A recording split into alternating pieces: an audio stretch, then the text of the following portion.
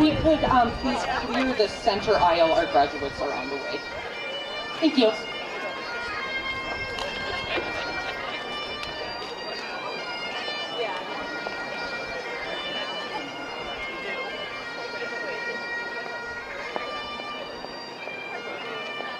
Oh, my daughter, Christina.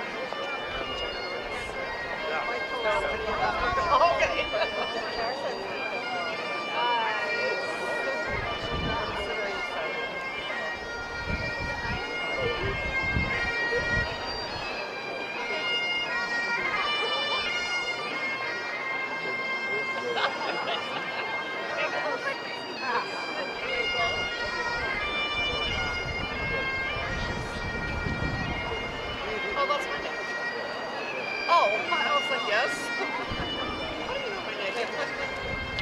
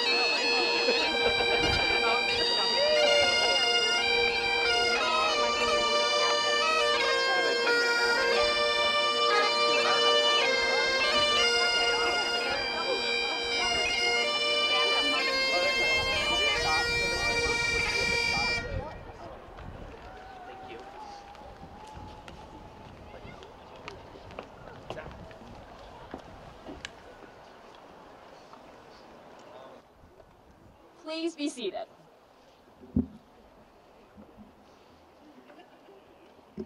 Good morning. Hi, good morning. First of all, please silence and check your cell phones. Please silence them during this ceremony. I am Cathay Smith, and I am honored to be serving as co-acting dean of the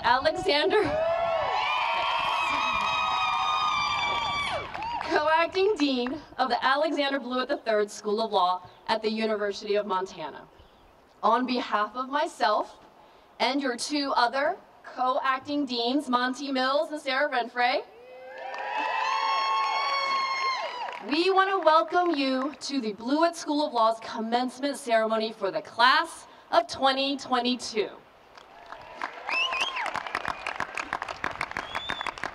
First, please join me in thanking the Celtic Dragon Pipe Band for leading our procession today.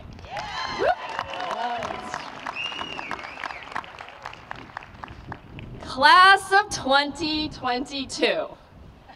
It feels like just yesterday we were together in property law, your very first year of law school. We were so excited to learn, full of energy, you were full of questions, quick to laugh at yourselves and occasionally at my jokes, quick to disagree, as all law students tend to do. We explored bad case law, as well as some bad music together. We learned how to TikTok, and of course, together, we learned how to teach and learn via Zoom. It feels like all of a sudden today, we are celebrating your graduation and sending you off to your professional careers. While it may seem like these 3 years just flew by, we all know that these 3 years were hard-earned. Law school, on its own, can blow you away. Law school on its own is extremely rigorous. It can be difficult. It can be stressful.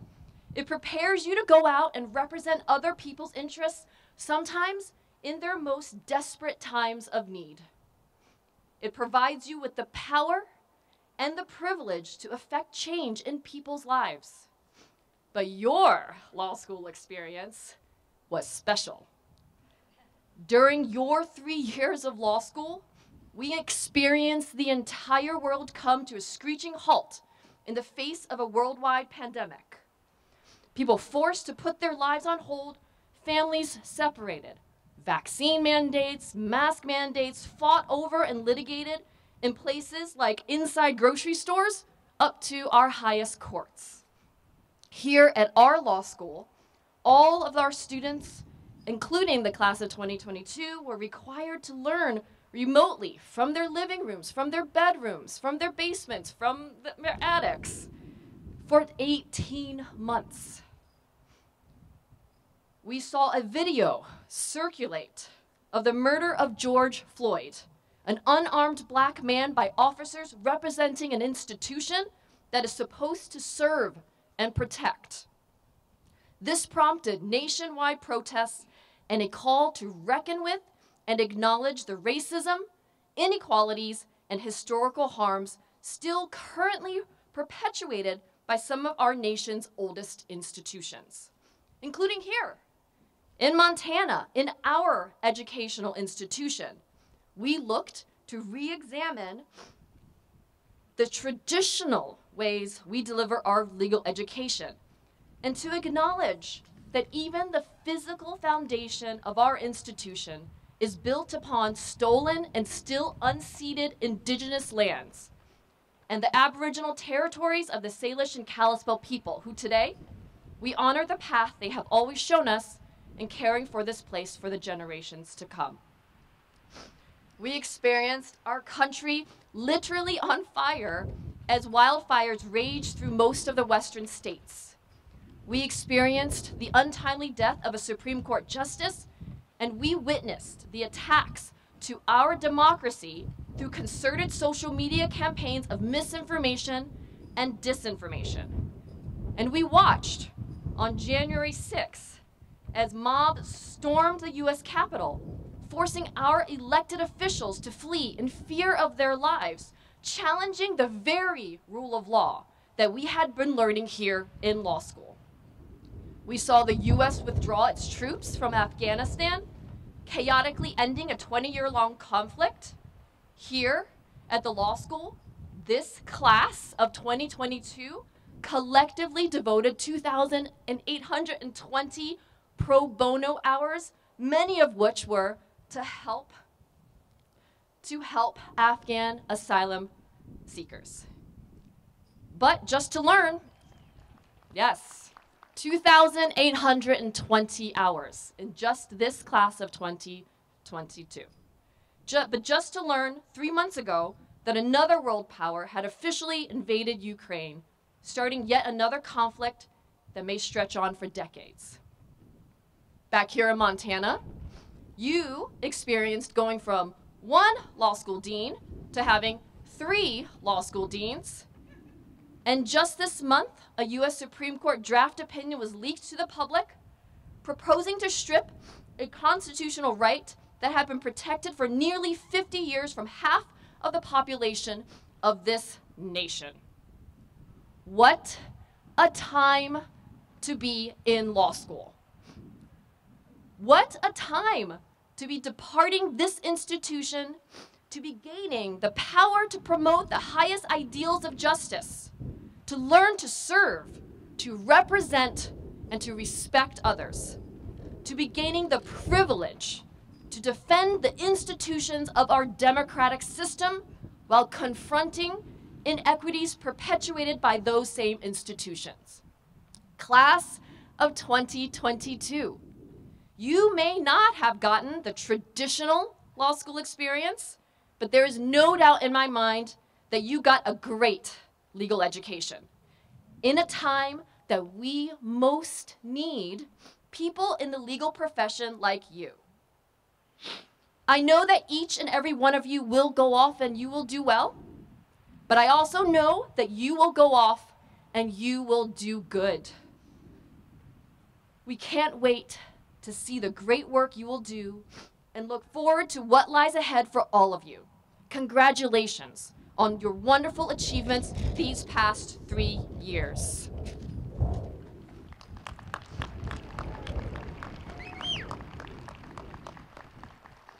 So one of our traditions to build and foster connections between the law school and tribal communities is the singing of an honor song to recognize the accomplishments of all of today's graduates.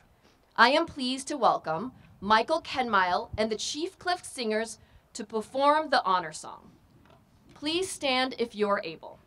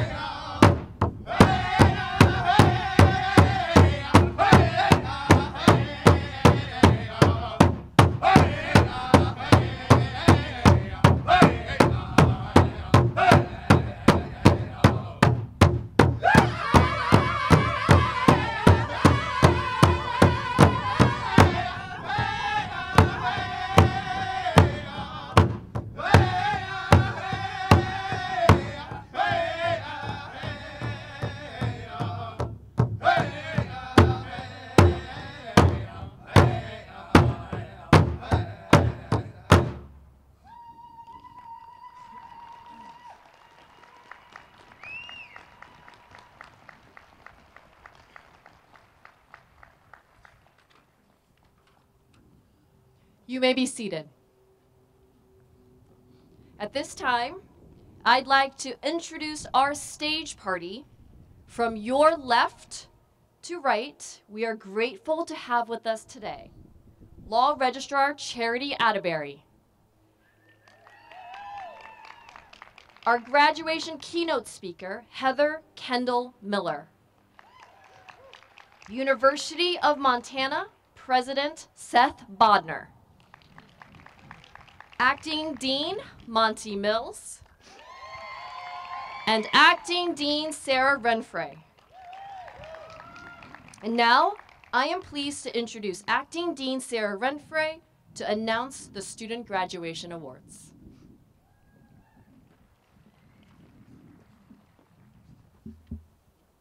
Good morning, everyone.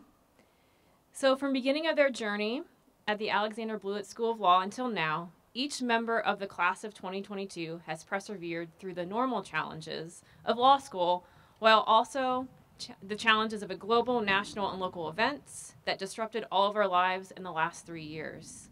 Today, we celebrate and express gratitude to each of these students for the hard work and commitment to your law school career, your classmates, the legal profession, and community during a global pandemic, and more. The law school is better because of you. While each of you deserve recognition for your successful journey, it's my honor, and we're super excited to share with you today the names of the class of 2022 who have gone above and beyond during their law school careers. As I read the names of the award recipients, I ask that each recipient remain standing. It might be a while, but that's okay. Please stand, and we'll do a very loud round of applause at the very end. So our first award is to recognize John P. Asher, a beloved graduate and law professor at the University of Montana that sadly died at the early age of 37. This award is to recognize outstanding achievement for the School of Law. I'm confident that Professor Asher would have been privileged to know and teach McKenna Ford. The Edward A. Kramer Award was established by Alice Kramer in memory of her son Andrew Kramer and his father Edward Kramer. The Edward Kramer Award recognizes the best research paper in the field of environmental law. This year's awardee is Kirsten Gerbach for her paper titled Treaty-Based Climate Change Claims, Litigation Pathways in the Face of Cultural Devastation. The Dean's Award is given each year by the Dean of the School of Law in recognition of outstanding student leadership. This year, we are pleased to recognize Jamie Pollard, Alex Strucy, and Bree Kaufman. Fran Elgie was the first woman county attorney in Montana and a member of Jeanette Rankin's team of unapologetic feminists. When she passed away in 1991, the Montana Supreme Court issued a resolution crediting her for a legacy of spirited advocacy on behalf of women and ultimately on behalf of all humankind. Stated in her own words, "Men were my friends, but women were my cause." In recognition of the demonstrated commitment to human equality and support, the Fran Elgie Award this year goes to Haley Ryan Thrall. Norman Hanson was the founder and first editor-in-chief of the Montana Law Review. The award is named in honor, recognizes the best appellate brief and appellate advocacy. This year, the Norman Hanson Award goes to Shelby Tao.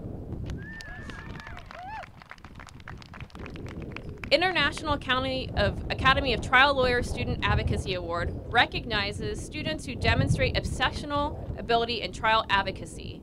This year's awardee is Joe Jacqueline Fippen. The Eddie Mcclure Award is selected and awarded by the Indian Law section of the Montana Bar.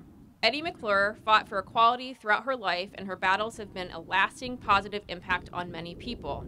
She was the first women's basketball coach at Creighton University, where she's still recognized with a scholarship in her name. She later went on to serve the women's basketball coach at the University of Montana. Eddie attended the law school at Lewis and Clark and at the University of Montana, where she participated in the Indian Law Clinic, also known as the Marjorie Hunter Brown Indian Law Clinic. Upon admission to the bar, she worked with others to start the Indian Law section and remained active in leading that section and working on behalf of tribes and tribal state relations. The Eddie Mcclure Award serves to remind everyone that selfless, tireless effort on behalf of others can achieve great results. This award recognizes graduating law students who have displayed commitment and service in and out of the School of Law to Native American tribes and peoples who have demonstrated high academic standards in the area of Indian law. This year's award goes to Grace Renee Singh and Haley Ryan Thrall. The Justin Miller Award. Judge Miller was a member of the first graduating class of the Montana School of Law in 1913. He was the first Montana law alumnus to become a law school dean, the first to sit on the federal court, and the first to receive an honorary degree from the university. He was the Associate Justice of the U.S. Court of Appeals in Washington, D.C. from 1937 to 1945, when he became the president of the National Association of Broadcasters. The Justin Miller Award recognizes outstanding leadership of the Montana Law Review, and this year it goes to McKenna Ford and Noah Goebel-Jaffrey. This year's award and grant membership in the Order of Barristers recognizes outstanding achievement by participants in the National Moot Court, and a special thanks to their coaches, Professors Howe and King Rees. This year, it's our honor to recognize Kaylin Brady, Kaya Keefe Oates, Forrest Craw, Joe Steepleton, Megan Wampler, and Alex Butler. We would also like to recognize the students who participated in the National Native American Law Student Association Moot Court, with a big thanks to their coaches, Professor Stark and Acting Dean Mills. Montana Duke Wilson, Grace Renee Singh, Christopher Morju, Daniel Webster, Jacqueline Baldwin LeClaire, Jamie Pollard, and Kirsten Gerbach. As well as the PACE Environmental Moot Court team, a special thanks to their Professor Rebecca Smith, Kirsten Gerbach, and Liz Forster. The Exceptional Pro Bono Legal Services Award recognizes exceptional volunteer legal services to benefit those who lack access to adequate legal services. The 22 recipient completed over 200 pro bono hours during her law school career, working on behalf of children as a CASA volunteer, assisting in family law clinics for low-income individuals, and supporting the Montana African Asylum Project. Thank you for your dedicated service, Annie Lewis. We have a new award this year, the For This and Future Generations Writing Award, recognizes the best published paper on the Montana Constitution. This year's award is given in honor of late great delegate and UM alum Bob Campbell. Bob Campbell left an indelible mark in Montana's history by his significant contributions to the 1972 Montana Constitution, including its beautiful preamble. Serving on the Bill of Rights Committee, he was a powerful advocate for the strongest enumeration of rights in any state constitution, particularly in the right of privacy and individual dignity. His advocacy helped enshrine the right to a clean and healthful environment for Montana citizens. He was a zealous advocate and promoter of the Montana Constitution and always had a few copies in his jacket pocket, I'm sure Professor Johnstone does too, to sign and discuss with any interested person. To the very end, he continued to promote the values of an open democracy and individual rights and responsibilities in letters to the editor, radio broadcasts, and talking to students in Professor Johnstone's Montana Constitutional Law classes. The inaugural For This and Future Generations Award goes to J.T. Steepleton for his paper titled Judging on the Merits, Reconsidering Brown v. Giaforte on the Elimination of the Montana Judicial Nominating Commission.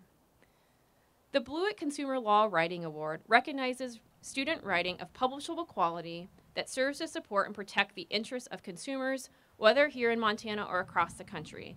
This year's award winner is Henry O'Brien. The Intellectual Property Law section of Montana State Bar recognizes students which demonstrated interest and exceptional ability in the areas of IP law. This year's IP Law Section Student Award is shared by Noah Hill and Emily Bruner.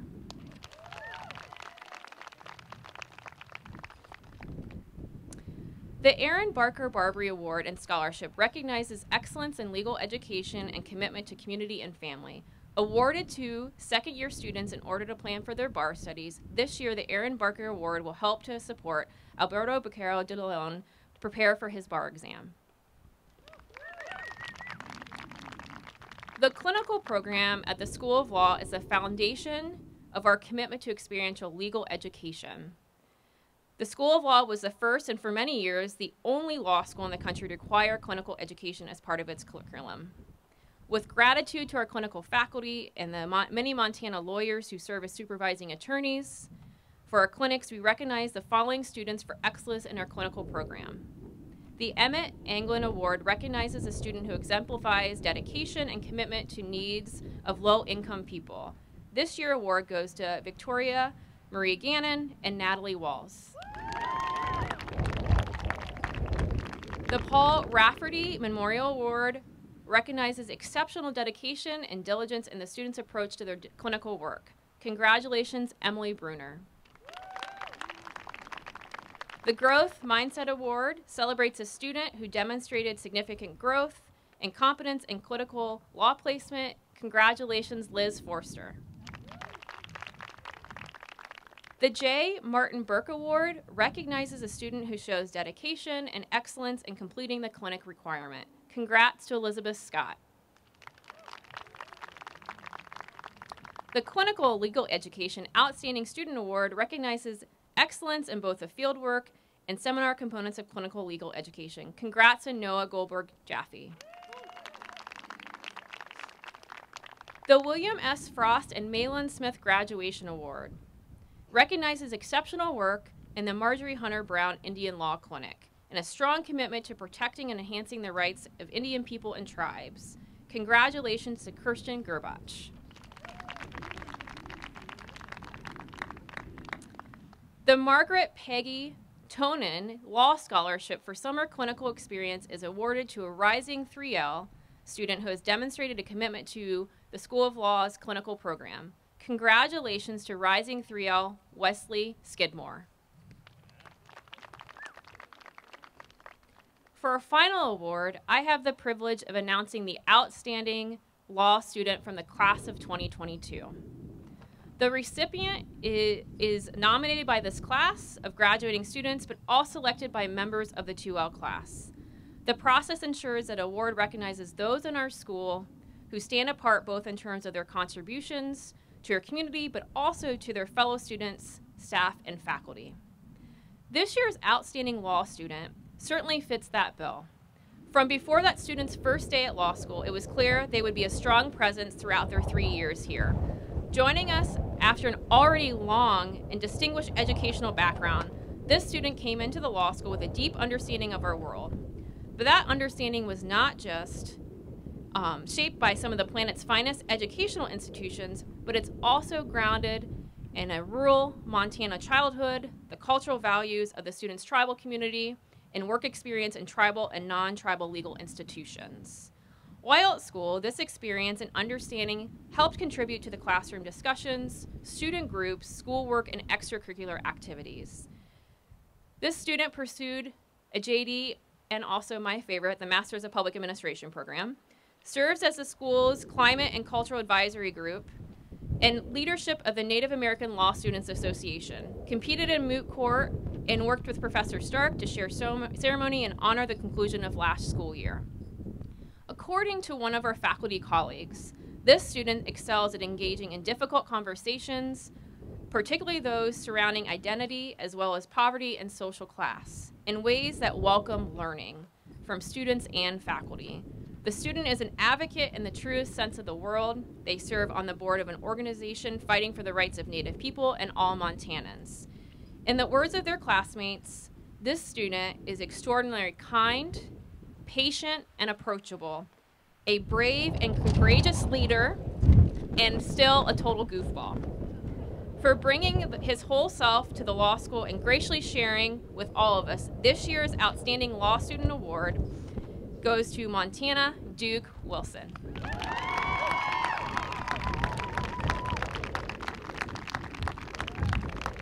So we would like to do one very loud round of applause for all of our award recipients from the class of 2022.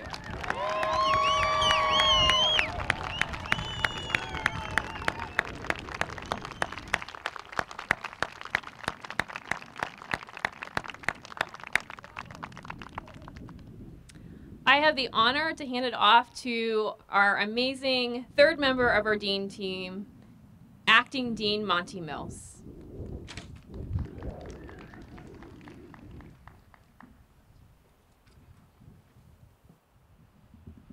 Good morning. How y'all doing? All right. I hope you brought rocks to hold yourselves down, as well as all your warm clothes to stay warm. I will say it's about 25 degrees warmer than it was last year at graduation, so we're doing pretty well. As we celebrate today the accomplishments of our graduates, which are many, as you've heard, I think we also need to take some time to acknowledge the folks who helped and supported them along the way. All of you in the audience have certainly played important roles in their lives, and I'm hopeful you'll find some time with your graduates over the next couple of days to share what you have meant to them.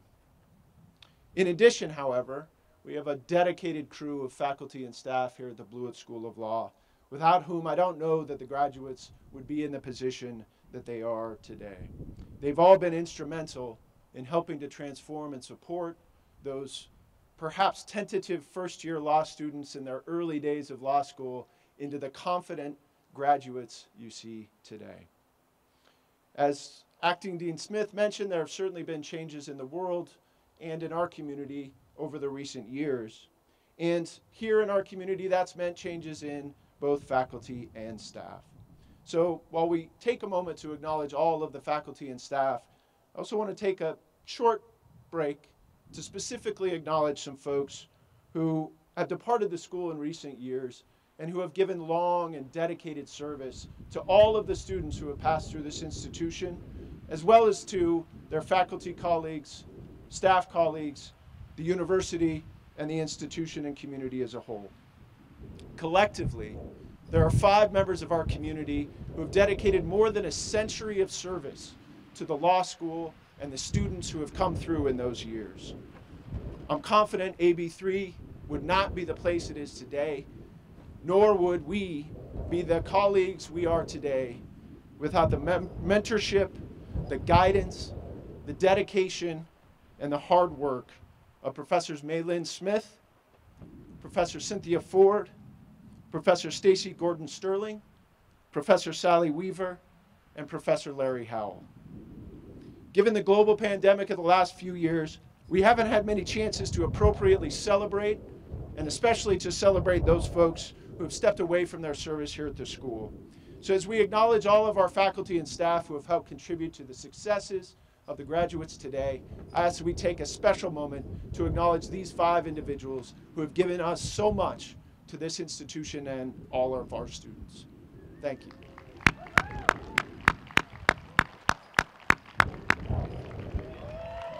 Yeah.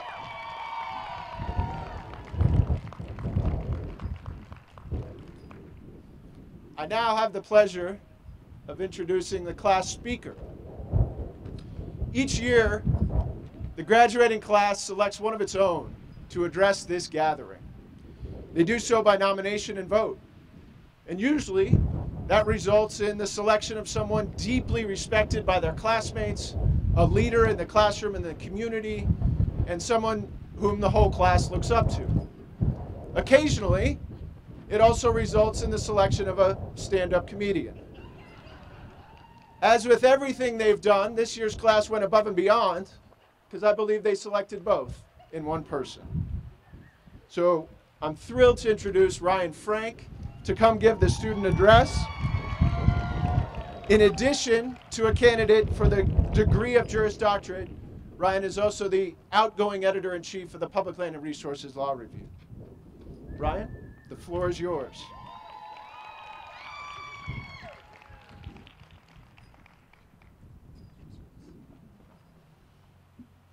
Good morning, everybody. Professor Mills, thank you for that introduction.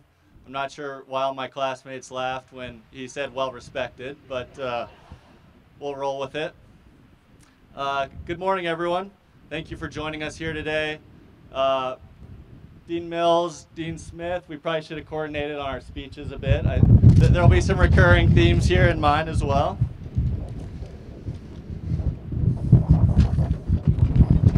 Oh my God. I have to admit, I was a little shocked to be selected as class speaker, since many of you watched me bomb at an open mic stand-up comedy night at the Union during our 1L year. And those of you who weren't there heard the review the next morning.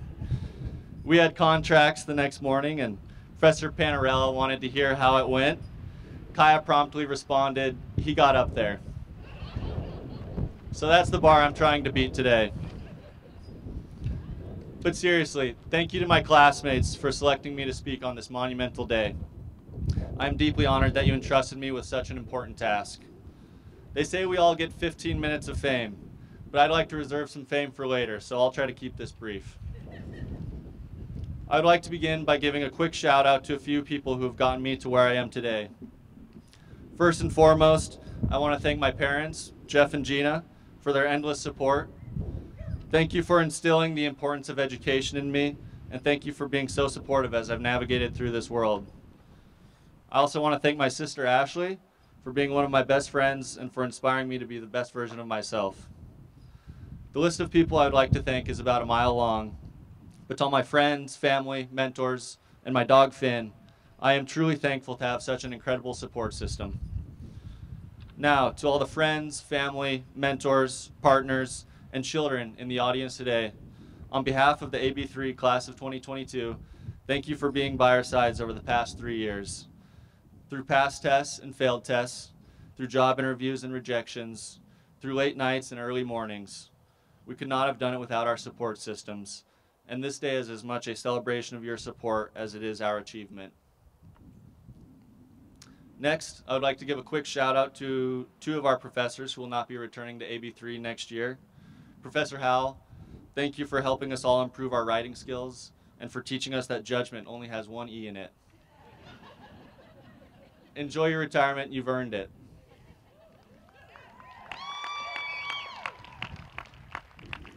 Professor Mills, Dean Mills, excuse me, thank you for everything you've done for this school, from holding it down this year as 1/3 of the Dean team to your work in the Indian Law program. And throughout it all, you've shown that one can both be a lawyer and have great style. AB3 sure is going to miss you next year, but the University of Washington is very lucky to have you. I actually looked into UW's law school before coming here. Not to go there, but I was on the UW campus and I looked in one of the windows. It's a nice building, I think you'll like it. Now, to the class of 2022.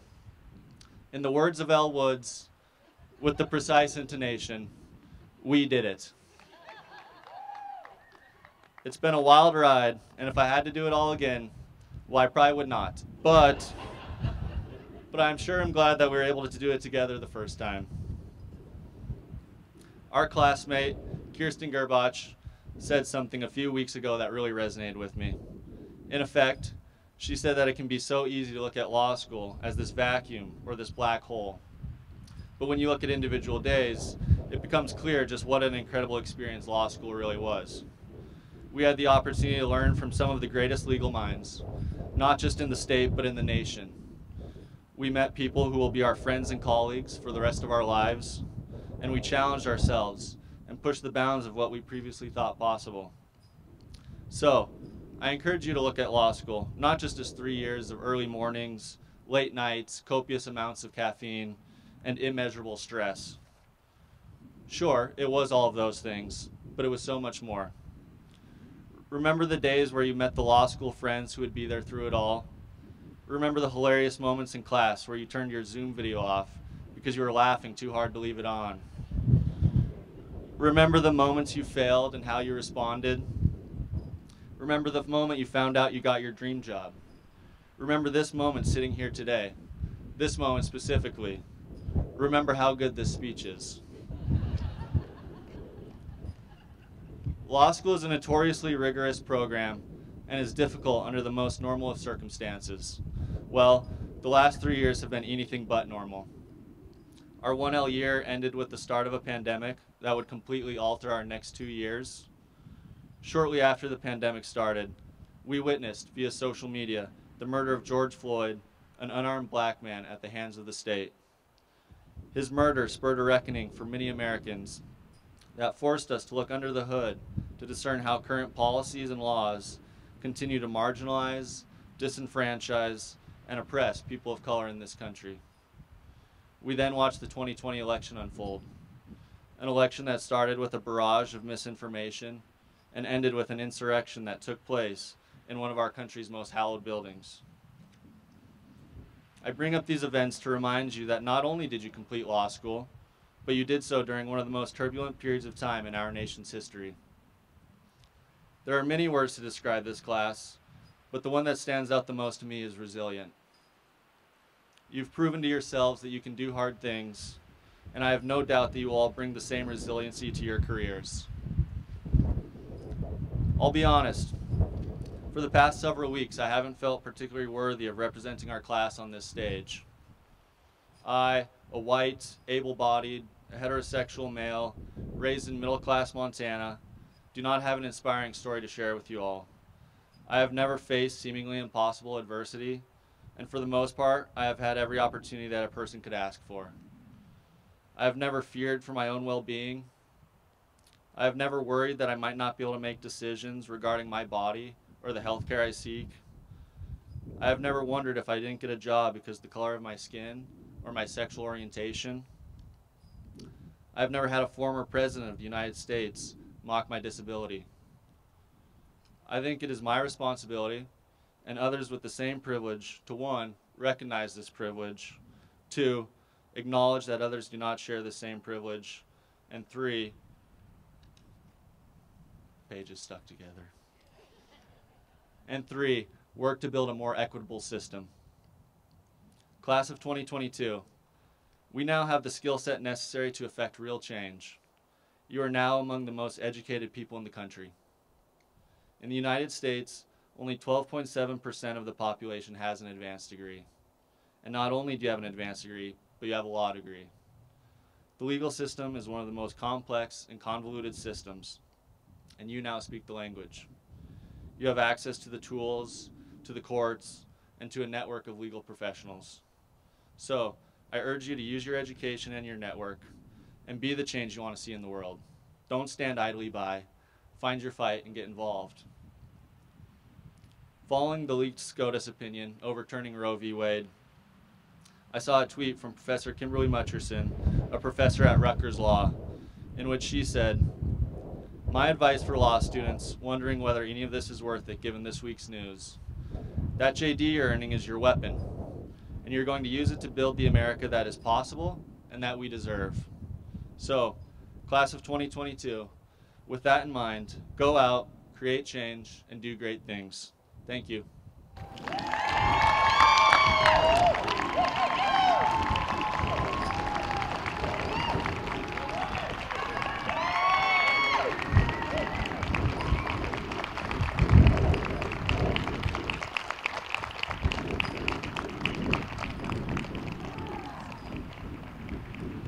Thank you, Ryan. We're honored today to welcome as our commencement speaker, Heather Kendall Miller. She's graciously joined us all the way from her home in Alaska, where I understand it's about 60 or 70 degrees today. Heather has a long and distinguished career as an attorney and advocate, working more than 25 years for and on behalf of the Native American Rights Fund in Alaska. As a younger person, she homesteaded in the mountains of rural Alaska and worked as one of only a few women in the oil fields of Prudhoe Bay.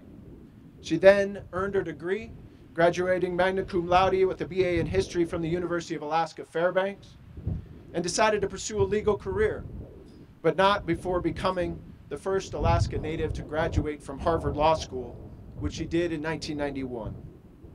Among her many accomplishments and victories as an attorney, Heather was the first Alaska Native to argue a case before the United States Supreme Court.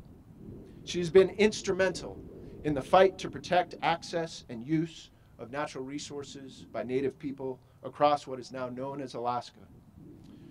Heather and her work have been appropriately recognized by a number of accolades and awards, including in 2018, her receipt of the Lawrence Baca Lifetime Achievement Award for Excellence in Federal Indian Law by the Indian Law Section of the Federal Bar Association. Heather is an inspiration and much more, a strong ally, a good friend, and a great person. Please join me in welcoming Heather Kendall Miller.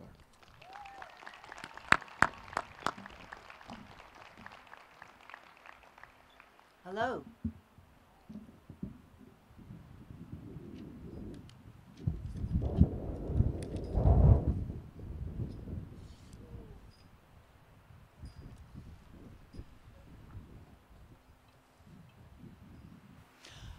Ooh. Hello, University of Montana Law School Class of 2022. Thank you, Acting Dean Mills, for your warm introduction and for your generous invitation to participate in this graduation ceremony. Thank you to the law school staff who worked hard to make this day a reality. Thank you to the Chief Cliff Singers, who are now gone, for their honor song. They also sang yesterday at the Salish Kootenai celebration of the return of their traditional land and the bison. I'm sure they're on their way up the hill to celebrate again today.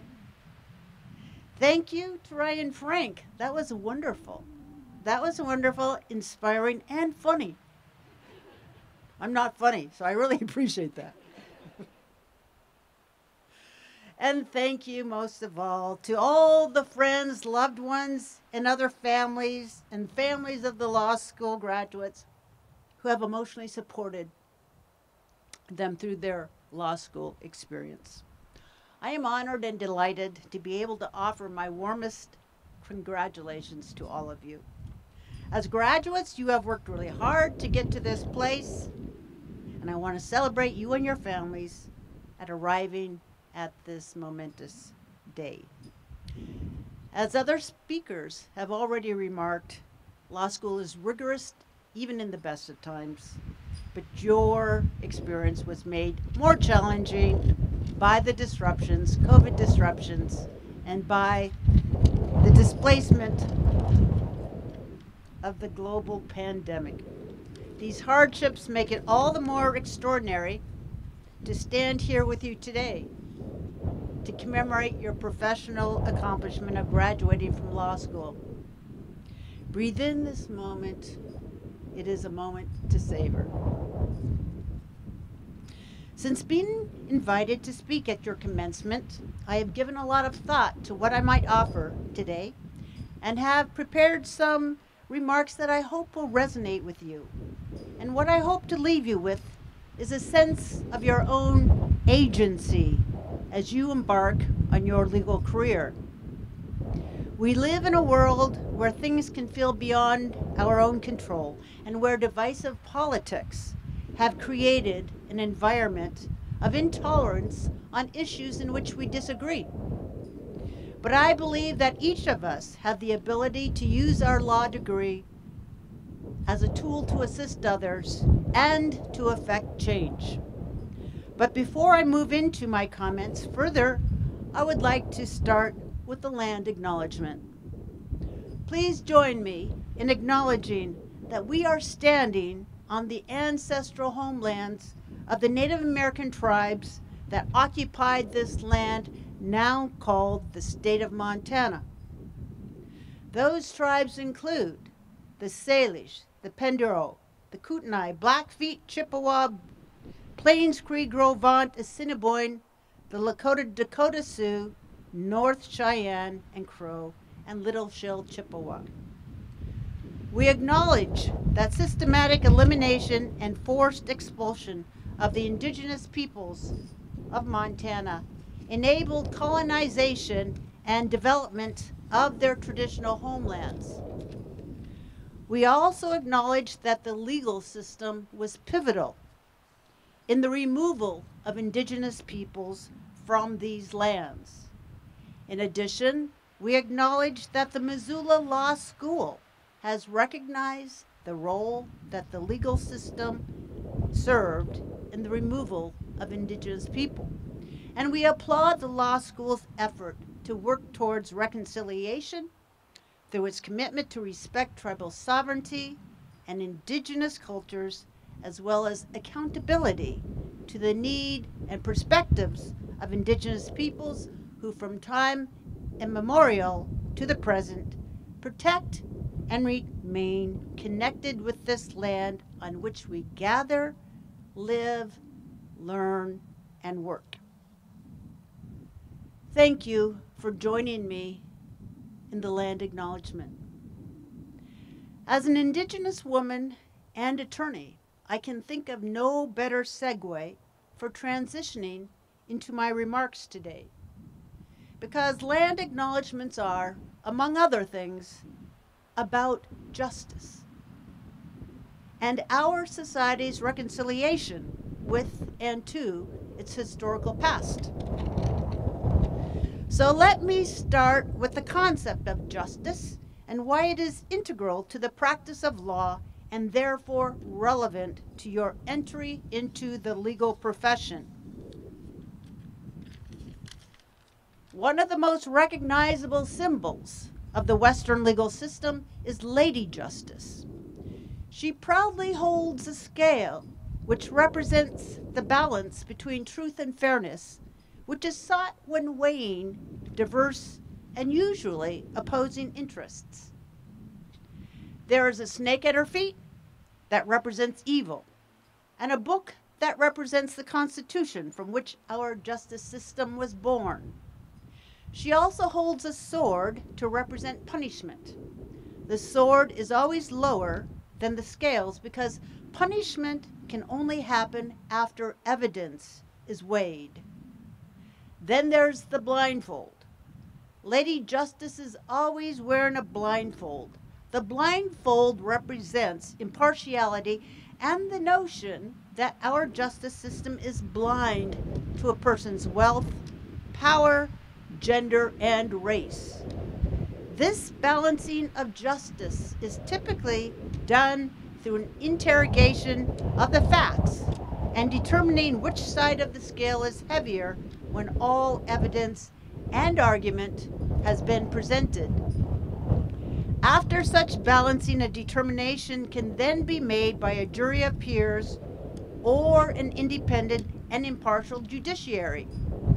And while the balancing of truth and justice is an inspirational goal, we know from our own history that the scales of justice do not always render fair, just, or impartial decisions. Take, for example, the famous Dred Scott decision rendered by Chief Justice Roger Taney of the Supreme Court in 1857. The Dred Scott decision held that the United States Constitution was not meant to include American citizenship for people of African descent, regardless of whether they were enslaved or free.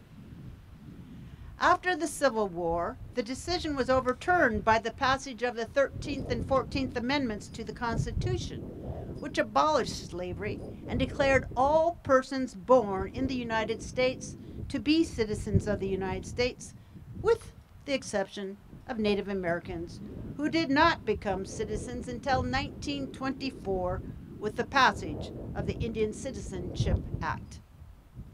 In hindsight, the Dred Scott decision is regarded as one of the worst decisions ever rendered by the Supreme Court because of its racist content and utter exclusion of people of color from the scope of constitutional rights. We also know in hindsight that Justice Taney was a Southerner, born into a wealthy slave-owning family, and had a political and economic agenda to protect the institution of slavery. But African Americans are not the only group of people denied constitutional rights by Supreme Court justices. Under our constitutional system, treaties to which the United States is party are regarded as the supreme law of the land.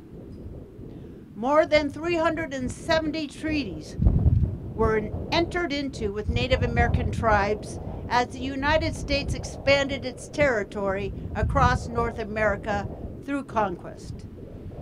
Despite the understanding that treaties are to be regarded as the supreme law of the land, virtually all 370 treaties were broken. And when the rights encompassed in treaties were brought for redress in the courts, the Supreme Court found Indian treaties and rights to be subject to Congress's plenary authority. And for those of you who are not familiar with the term plenary authority, it is a complete and absolute power to take action on a particular issue with no limitation. Interestingly, Congress's plenary authority over Indians is found nowhere in the Constitution. But as a result of an invented judicial concept, Native American people suffered the loss of numerous rights otherwise enshrined by treaty and supposedly protected by the Constitution as the supreme law of the land. Surprisingly, in a major reverse course of judicial precedent, in 2020, the United States Supreme Court, in the case McGirt v. Oklahoma, decided by a 5-4 decision that treaties are the supreme law of the land and must therefore be treated as such. The ramifications of that decision are still unfolding as jurisdictional disputes play out across the country today. In addition to African Americans and Native Americans, Japanese Americans have also been singled out for disparate treatment by the Supreme Court. During World War II, Japanese Americans were rounded up and placed in concentration camps for the duration of the war. When 23-year-old Japanese American Fred Katsumoto was arrested for refusing to relocate to a Japanese prison camp, he argued that Executive Order 9066 violated the Fifth Amendment. He lost his case. Japanese prison camps were closed in 1945 at the end of World War II, following another Supreme Court decision that ruled unanimously that the executive has no authority to subject citizens who are conceitedly loyal to internment. Some of you may be familiar with this past, as Missoula had an internment camp for Japanese Americans, and they were housed in a former military post built in 1877 to protect settlers from displaced Native Americans. Not only have people of color been denied justice, in recent days, we have learned that the Supreme Court is prepared to cut back on the rights of women to choose whether to maintain unwanted pregnancies without government interference. If in fact the court reverses the landmark case Roe v. Wade that extended constitutional liberties to a woman's right to choose, because, as Justice Alito writes, the right of a woman to choose is not expressly allowed under the Constitution, it will be a stunning reversal of 50 years of precedent. Now, my point in referencing these cases is not to inflame you or to provoke you into pronouncing your preference for one side or the other, but to illustrate the obvious point that concepts of justice are not absolute. Rather, they're malleable, and they have varied depending on the context of the times and the point of reference of those in power who are in the position of dispensing justice upon others. And while our Supreme Court justices continue to maintain that they are neutral interpreters, making no value judgments when they apply statutory text, they openly profess to relying heavily on judicial canons to guide legal interpretation. Indeed, canons of construction have been touted for centuries as neutral rules of thumb for reliably interpreting statutes. But do canons really point to one best answer to a statutory dilemma? It is no secret that a majority of our Supreme Court justices adheres to originalism, or an interpretation of the Constitution that seeks to discern the plain text and public meaning at the time of its enactment. But as others have commented, all this means is that they are simply choosing between various legal interpretations, because canons by themselves do not and cannot dictate only one result in hard cases. This is because there are two opposing canons on almost every point. Thus, if canons do not mathematically produce one correct interpretation of a statute, then judging must involve more than just reading a statute. The judge brings her full experience and prior commitments to bear when deciding a case. To pretend otherwise would be misleading at best. As legal commenters have noted, divergent conclusions have less to do with canons and more to do with broader questions of historical context and morality. Yes, morality. And what is morality? It is a particular system of values and principles of conduct concerning the distinction between right and wrong. And we know that principles of conduct concerning the distinction between right and wrong vary over time. Societies change, they grow and evolve, and hopefully for the better. For as Reverend Martin Luther King said, the arc of the moral universe is long, but it bends towards justice. It's a beautiful aspirational statement, but I think we all know that the arc of the moral universe does not bend by itself. It takes leadership to bend that arc. So let's go back to the scales of justice that symbolize our Western legal system. Is it really a symbol about the legal system? I submit that it is more properly understood as a symbol of our own agency when we choose to mold, interpret, and apply the law to bend it towards justice. For on those scales will rest your own moral sensibilities of right and wrong and the balancing of the two.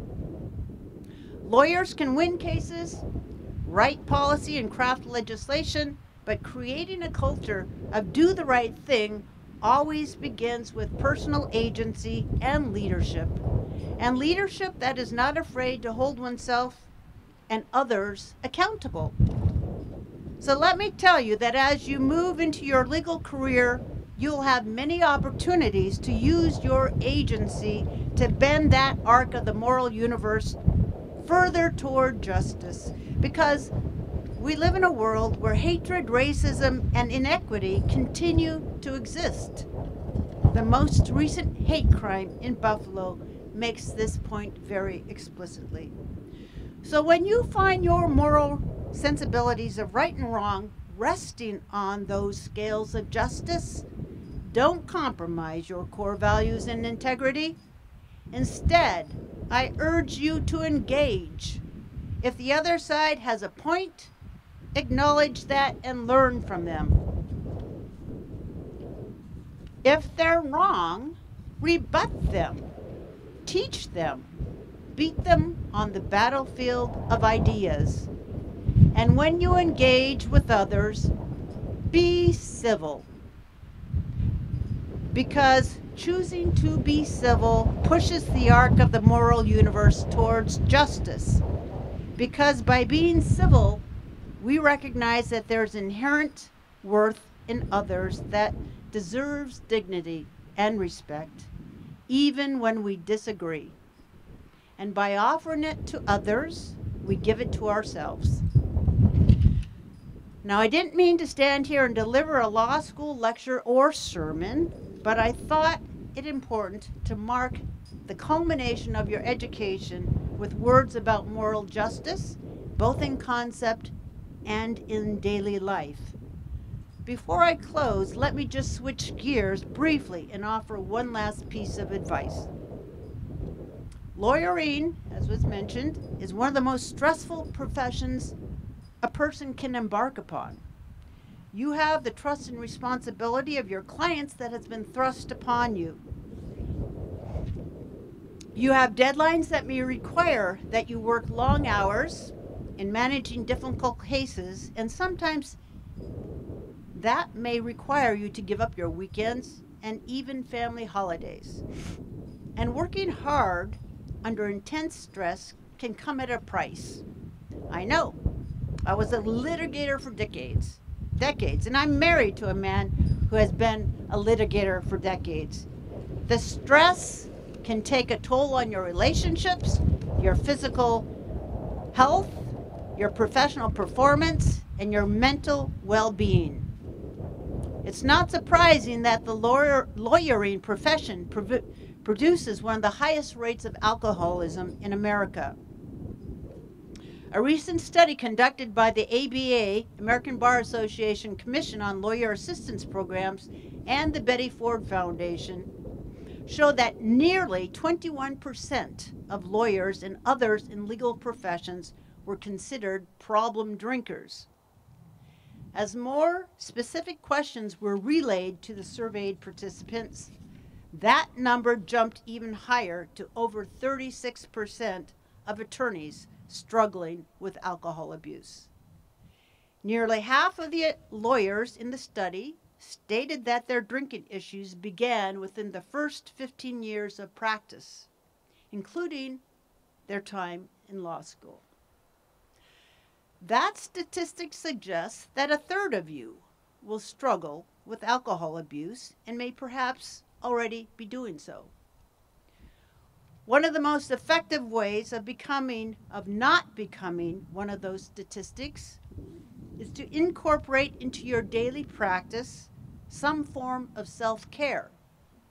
In fact, having an effective self-care approach that addresses your individual personal needs is vital when striving to effectively manage work and personal challenges while carrying out professional and ethical duties at the highest level over the span of a legal career.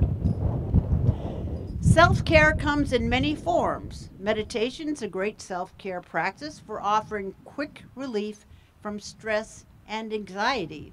In fact, it has become so mainstream that the last 2 continuing legal education classes that I participated in had a program that encouraged and taught lawyers how to meditate.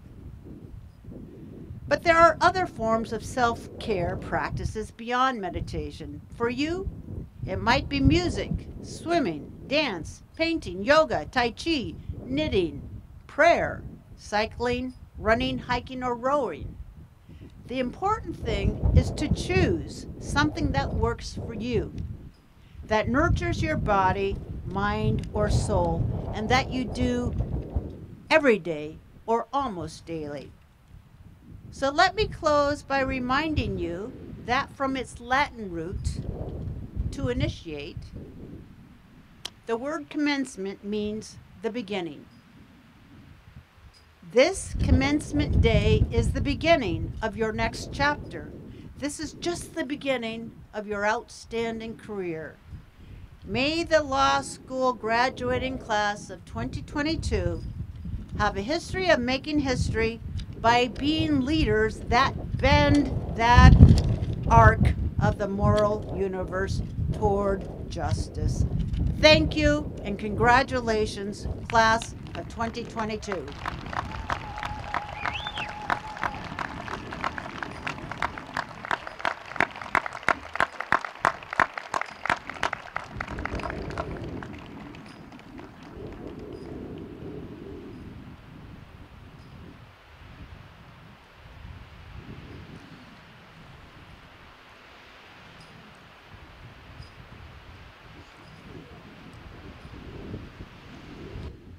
Thank you, Heather.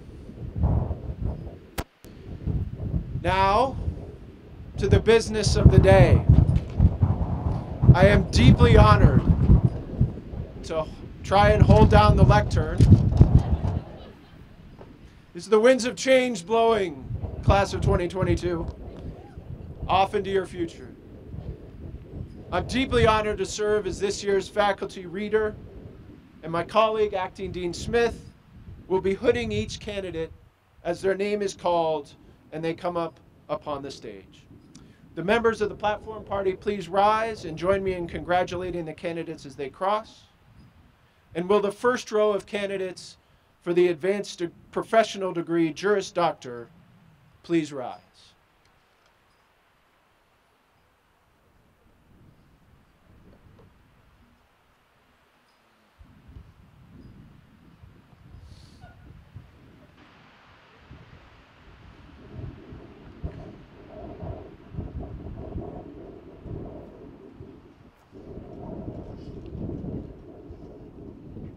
Cole Anderson.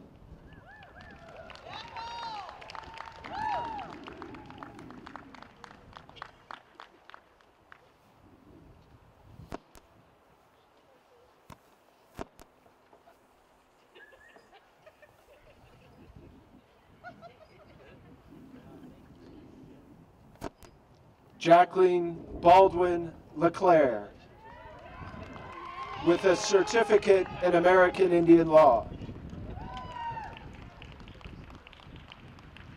Alberto Garcia de Leon.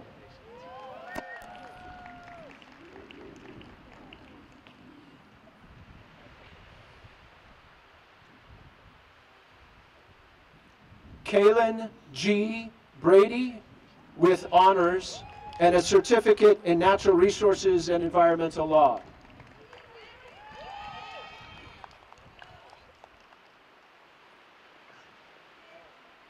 Emily Bruder.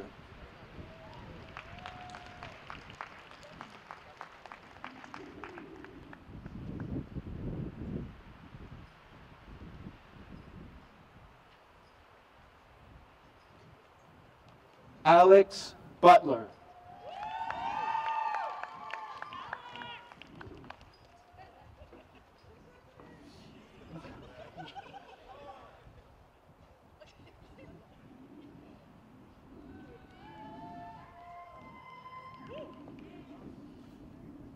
Chance Walker Carter.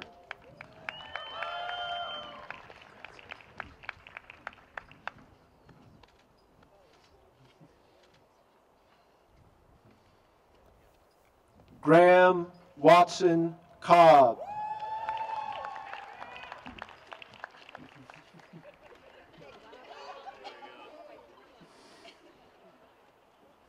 Caitlin L. Crowell, with honors.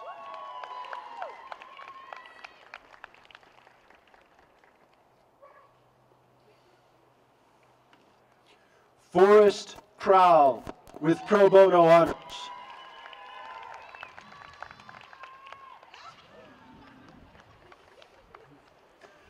Danielle Bailey Dacus, with honors.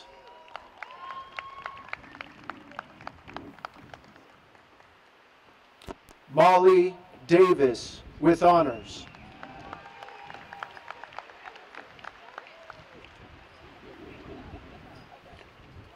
Callie Dimmitt Griffin, with pro bono honors.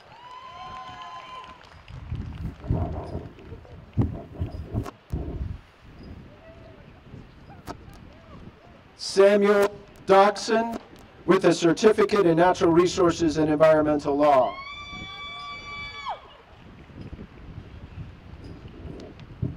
Alex Drucy, with a certificate in American Indian Law.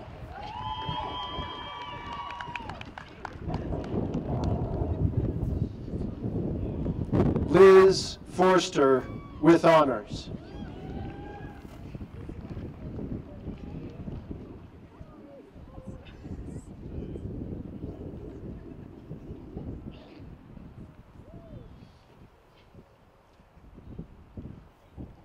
Ryan William Frank.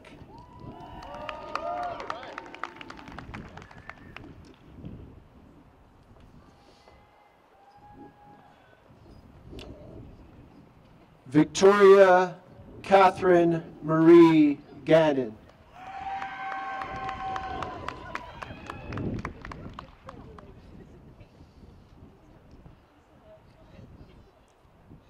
Kirsten Gerbach with honors, pro bono honors, a certificate in American Indian law, and a certificate in natural resources and environmental law.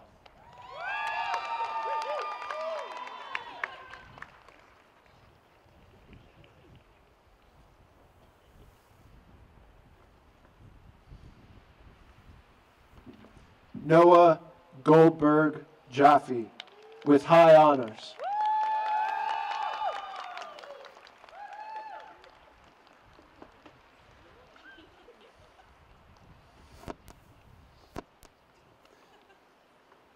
Lauren Catherine Griffin.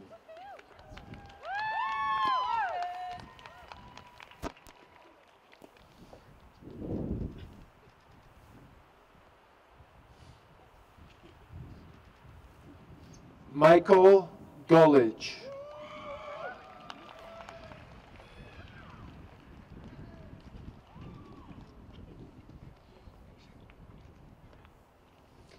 Kaylee Hafer.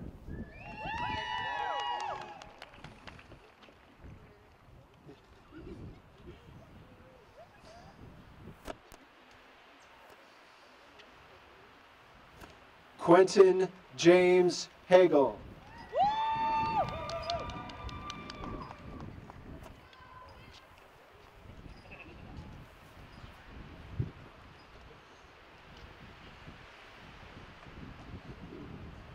Grayson Douglas Hill.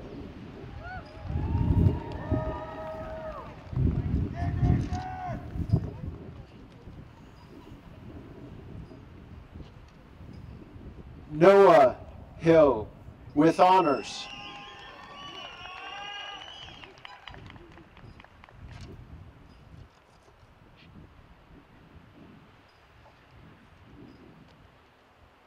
Kaylin Alexis Hitchcock with pro bono honors.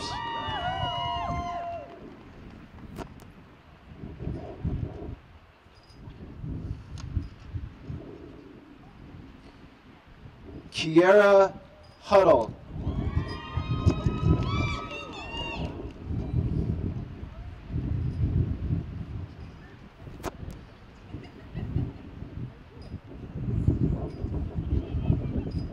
Rakaya Keith Oates with honors.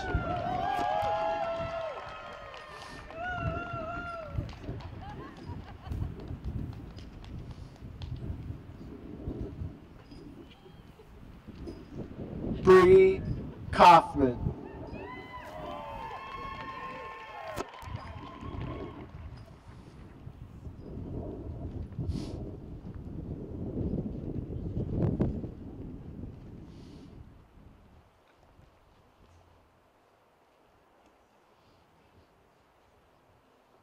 Brittany Kuntz with pro bono honors.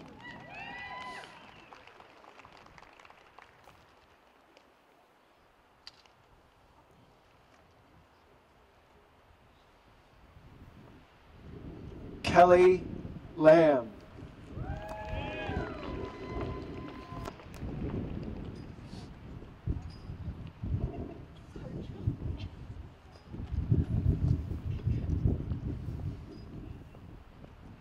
Ann M. Lewis with pro bono honors.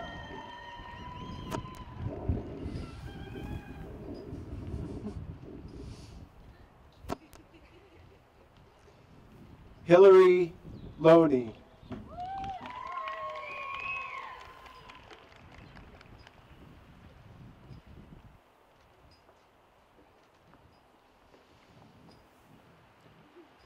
Corrine Lynn.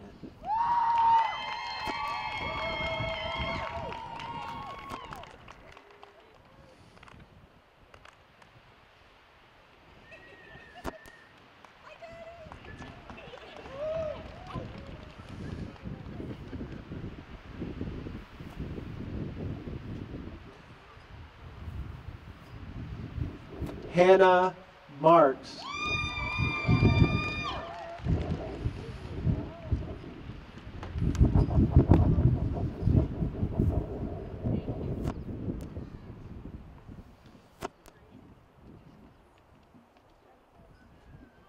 Seamus McCullough.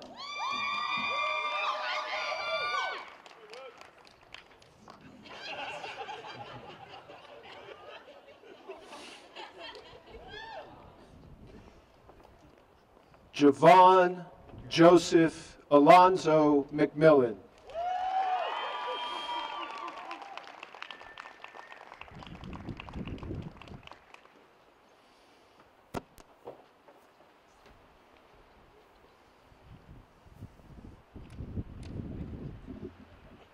Adam Milanoff, with a certificate in natural resources and environmental law.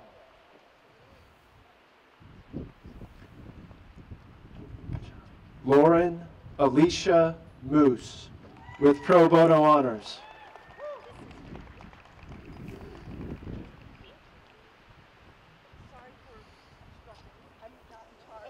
Andrew Morris, with pro bono honors.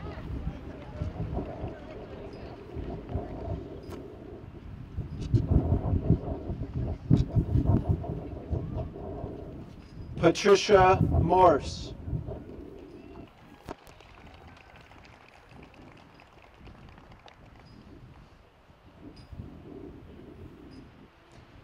Henry O'Brien, with high honors.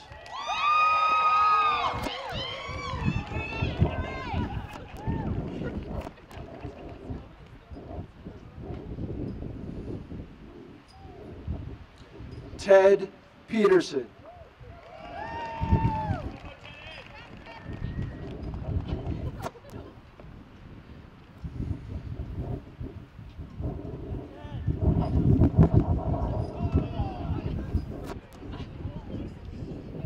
Joe Jacqueline Fippen.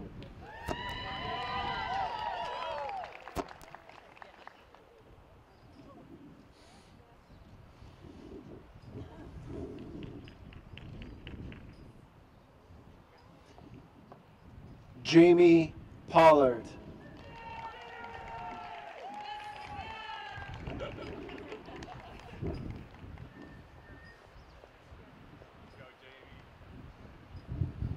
Brooke Elizabeth Reynolds.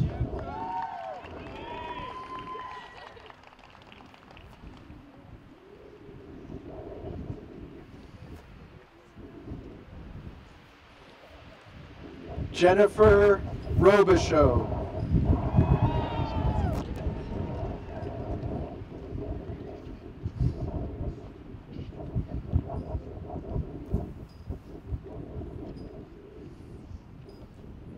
Brenna Saffel.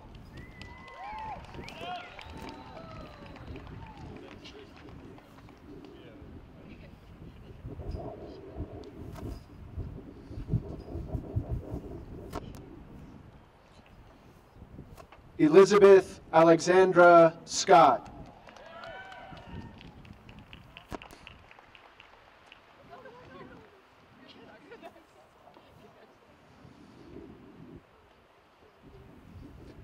Holly Seymour.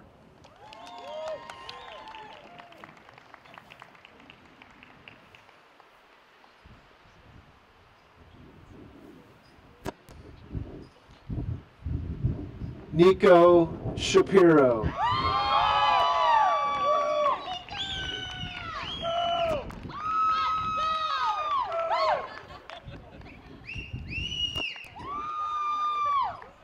Rebecca Ann Shaw.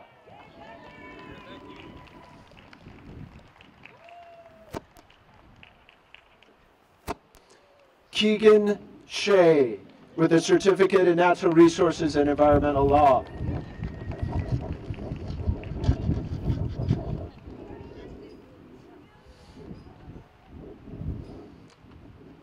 Taylor Alexander Simpson, with honors.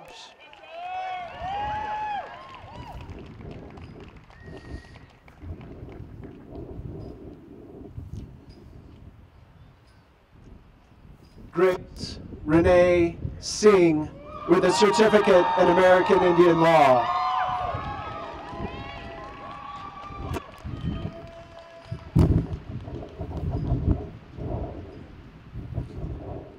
Kendra Lee Sorensen with Pro Bono Honors.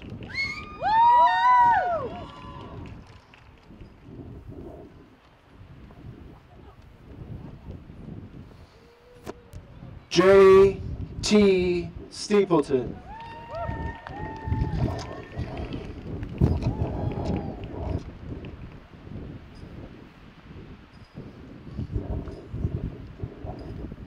Katrina Thornes.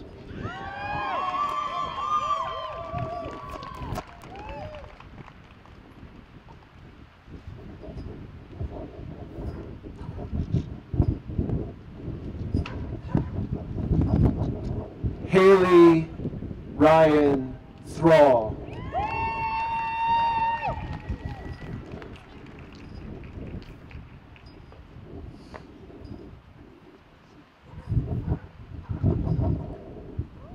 Shelby Tao.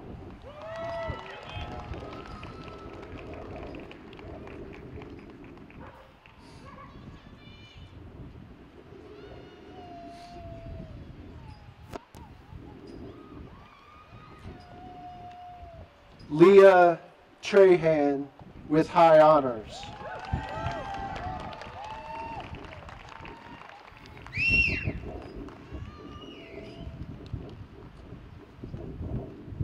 Hannah Marie Walter.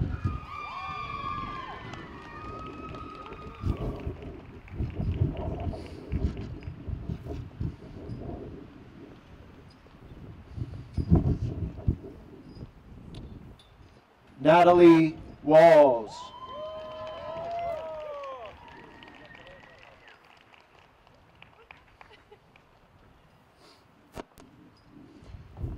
Megan Wampler.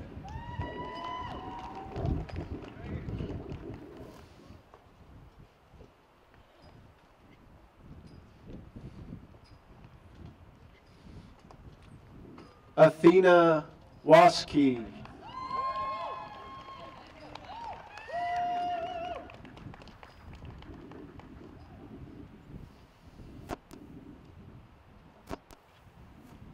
Daniel Webster with honors and a certificate in American Indian Law.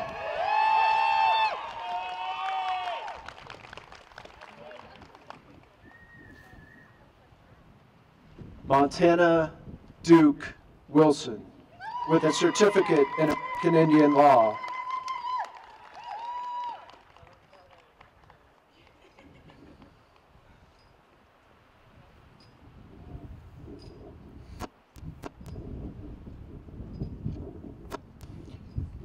Samuel Wilson.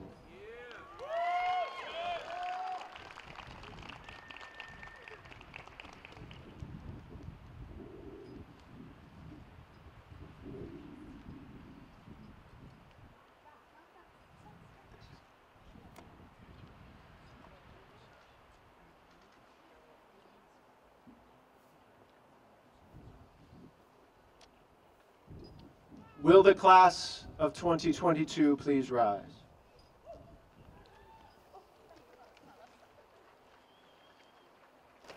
President Bodner, on behalf of the faculty of the Alexander Blewett III School of Law, I am pleased to present these candidates for the Juris Doctor degree.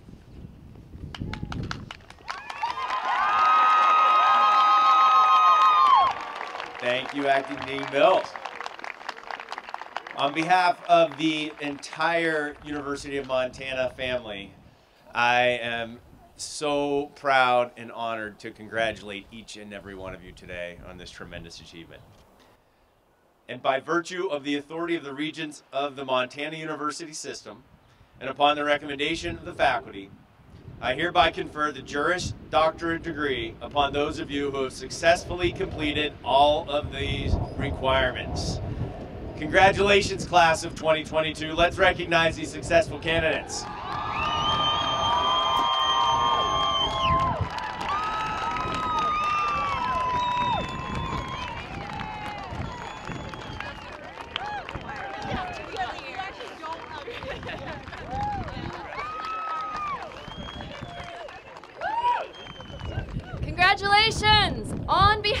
your #Dean team and to all of AB3, I want to close by saying to all of our graduates, thank you.